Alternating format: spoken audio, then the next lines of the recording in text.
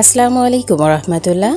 প্রিয় দর্শক, আজ নিয়ে এসেছি সজনে পাতার ভর্তার রেসিপি। খুবই উপকারী এবং অনেক বেশি মজা এই ভর্তার রেসিপিটা। চলুন তবে পুরো সজনে পাতা ভর্তার রেসিপিতে। এখানে আমি কতগুলো সজনে পাতার ডাল নিয়ে নিয়েছি।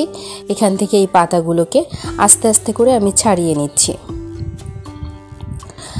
পাতাগুলো ছাড়ানোর ক্ষেত্রে ডালগুলো বাদ রাখবো, শুধুমাত্র পাতাটাই এখান থেকে নিয়ে নিব। আর এই পাতা দিয়েই আমি ভর্তাটা করে নেব। আর যে ডালগুলো থাকছে এটা দিয়েও রেসিপি তৈরি করে নিতে পারেন আপনারা, এটাও অনেক বেশি উপকার। তো এই পর্যায়ে আমি শুধু পাতাগুলোকে ছিঁড়ে নিচ্ছি। এই যে ডালটা আমি এখন সরিয়ে রাখছি। এখানে বেশ পাতা হয়েছে, আমি শীষগুলো আলাদা করে নিচ্ছি। এই পাতাগুলো ভর্তার জন্য ব্যবহার করব। প্রথমে আমি পাতাগুলোকে সুন্দরভাবে ধুয়ে নেব। এই যে ডালগুলোকে আমি বাদ দিয়ে দিব, আর এই পাতাটা দিয়েই আমি ভর্তা করে নিচ্ছি। সজনে পাতাগুলো যতই আমি পানি দিয়ে ধুয়ে নিচ্ছি না কেন, এটার পানি গায়ে লাগছে না, বেশ পরিষ্কার আছে।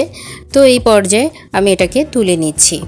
এখানে আমি কিছু ভর্তা করার জন্য উপকরণ নিয়ে নিয়েছি।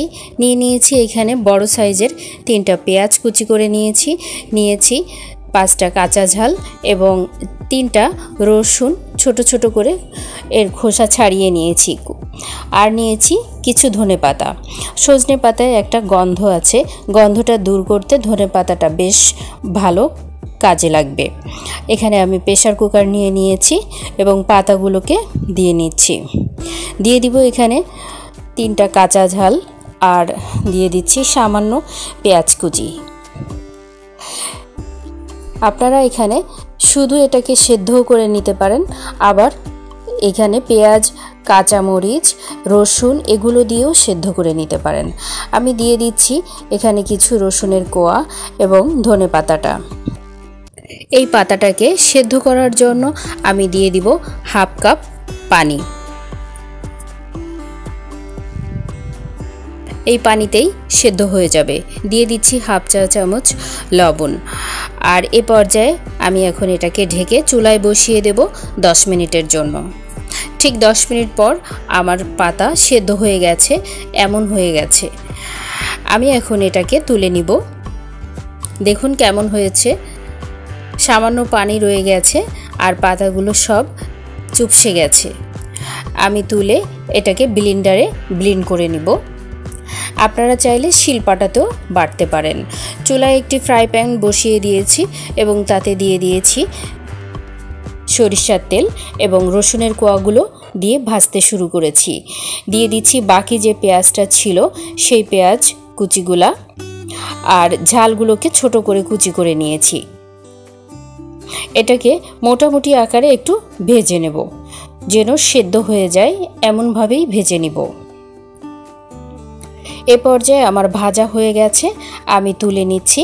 সজনে পাতাটা ব্লেন্ড করে নিয়েছি এবং পেঁয়াজ, রসুন এবং কাঁচা ঝাল হাত দিয়ে আমি মিশিয়ে নিয়েছি। এই তো আমি ভর্তা মাখিয়ে নিয়েছি। সবশেষে উপর থেকে 1 চা চামচ সরিষার তেল দিয়ে নিব। দেখতে যেমন সবুজ রঙের হয়েছে আর খেতেও বেশ মজা হয়েছে। আমি এই ভর্তাটাকে একটু আলাদাভাবে তুলে পরিবেশন করছি। এখানে একটি সার্ভিং প্লেট নিয়েছি এবং ভর্তাটা তুলে নিচ্ছি। সুন্দরভাবে সজনে পাতা দিয়ে একটু সাজিয়ে নিয়েছি এবং এর উপর থেকে লেবু স্লাইস বসিয়ে দিচ্ছি। খেতে দুর্দান্ত হয়েছে। এমন সহজ সজনে পাতার রেসিপি এবং প্রচুর উপকারী। সুযোগ হলে আপনারা ঠিক এভাবে ভর্তা করে নিতে পারেন। হাতের কাছে আমরা সবসময় এই পাতাটা পেয়ে থাকি। বাসায় একবার করে দেখবেন, আশা করি পরিবারের সবাই ভালোবেসে পছন্দ করবে। আজকের এই পুরো রেসিপিটি জুড়ে আপনারা যারা আমার সঙ্গে ছিলেন তাদেরকে অসংখ্য ধন্যবাদ। পরবর্তী ভিডিওর আমন্ত্রণ জানিয়ে আমার প্রিয় দর্শকদের কাছ থেকে বিদায় নিচ্ছি। আল্লাহ হাফেজ।